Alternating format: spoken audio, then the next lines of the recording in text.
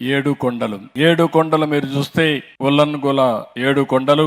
ఈయన రజికు కులస్తుడు. ఈయన కూడా చూశాను.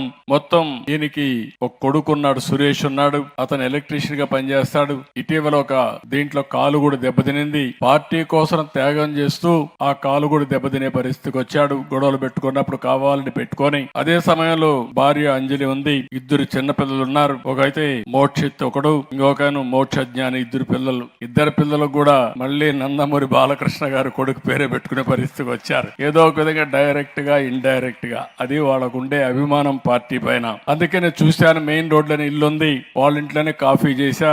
ఇప్పుడు ఎప్పుడూ చెప్పేవాడిని, కాఫీ పెట్టడం కష్టం కాదు. ఒకవేళ ఆడవాళ్ళు ఎక్కడన్నా ఆర్థికంగా పైకి పోయి పని చేసుకుని వస్తే మగవాళ్ళు కాఫీ పెట్టి భార్యాభర్త కలిసి తాగే పరిస్థితి వస్తుందని ఎన్నోసార్లు చెప్పాను. అందుకే మీరు చూస్తే దీపం 1 కింద మీకు గ్యాస్ కనెక్షన్లు ఇచ్చా. మీరు మర్చిపోయారు. అప్పుడప్పుడు మీరు మర్చిపోయి ఓటు వేస్తారు. దాని వల్ల ఇబ్బందులు వస్తాయి. మళ్ళా వచ్చిన తర్వాత 5 ఏళ్లు నష్టం జరిగిన తర్వాత నష్టాన్ని భర్తీ చేయమని మళ్ళా ఎన్నుకుంటారు. నేను మళ్ళీ గాడి దప్పిన పరిపాలన ఘాట్లో పెట్టి మళ్ళీ అన్ని బాగా చేస్తే ఎవరన్నా చేయగలుగుతారని మళ్ళీ ఆలోచించి మీరు ఒకసారి నేను గుర్తు చేస్తానే ఏముండాలి. లేకపోతే మీరు కూడా ఇంకో పక్క వెళ్ళిపోయే పరిస్థితి వస్తారు. లేకపోతే మొదటి నుంచి గాని 2004లో గాని మనం గెలుసుంటే ఈ రోజు రాష్ట్రం ఎక్కడుండేదో మీరందరూ కూడా గుర్తు పెట్టుకోవాల్సిన అవసరం ఉంది. ఏది ఏమైనా ఇప్పుడు నా బాధ్యత కింద ఇల్లు చూశాను. రెండోది మళ్ళీ ఈసారి ఆలోచించాను. మా ఆడబిడ్డలు చాలా మంది గ్యాస్ కూడా కొనలేక ధరలు పెరిగిపోయి మీరు గ్యాస్ మానేసి మళ్ళా కట్టెల పోయిపోయే పరిస్థితికి వచ్చారు. అందుకని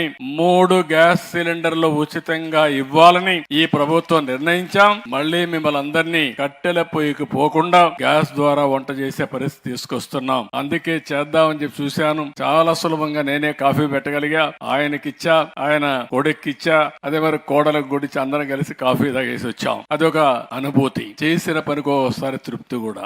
ఎందుకంటే నేను ఎప్పుడూ ఒకటి ఆలోచిస్తున్నా, నేను ఎప్పుడూ దూరదృష్టితో ఆలోచించి ఏ కుటుంబానికి కూడా ఇబ్బంది లేకుండా చేయాలని చెప్పి ఆలోచిస్తున్నాం. వాళ్ళ కుటుంబం చూసిన తర్వాత ఇల్లు చాలా వరకు రిపేర్లు ఉంది. అంతా ఎక్కడ చూసినా కూడా వర్షం వస్తే మొత్తం కూడా తడిచిపోయే పరిస్థితి వచ్చింది. అందుకే అది ఆలోచించాను. కష్టపడే కుటుంబం. కొడుకైతే ఎలక్ట్రీషియన్ గా ఉన్నాడు. ఆయనైతే సైకిల్ షాప్ పెట్టుకొని అక్కడంతా కూడా సైకిల్ షాప్ కి రిపేర్ చేసే పరిస్థితికి వచ్చాడు. ఆయనకి మెషిన్ కావాలంటే ఒక 60,000 అవుతుందంటే ఇమ్మీడియట్ గా కొనిమ్మని చెప్పి కలెక్టర్ కి ఆదేశాలు ఇచ్చారు. ఇమ్మీడియట్ గా మెషిన్ ఇస్తారు. అదే మారిగా ఆయనకి దగ్గర ఒక ఇల్లు కూడా 2,50,000 రూపాయలు ఇల్లు శాంక్షన్ చేసి ఊర్లో ఉండడం అందరూ చెప్పాను. అవసరమైతే పార్టీ కూడా ఇస్తాం. ఒక 5-6 లక్షలైనా మంచి ఇల్లు కట్టించి పార్టీకి పనిచేసిన దానికి గుర్తింపు ఇవ్వడానికి ముందుకు పోతున్నాం అని చెప్పి కూడా నేను మీకు తెలియజేస్తున్నా. ఆయనకు అవసరమైనప్పుడు ఆ ఇంటికి ఏదైనా ఇంకొక 2-3 లక్షలు అయితే పార్టీనే ఇస్తాం. ఎందుకంటే ఈ రోజు పార్టీని నమ్ముకొని 90 లక్షల మంది మెంబర్స్ అయ్యారు. తెలుగుదేశం పార్టీ జెండా మోసారు, కష్టపడ్డారు. ఎప్పుడు కూడా ప్రజాస్వామ్యంలో ప్రభుత్వం రావాలంటే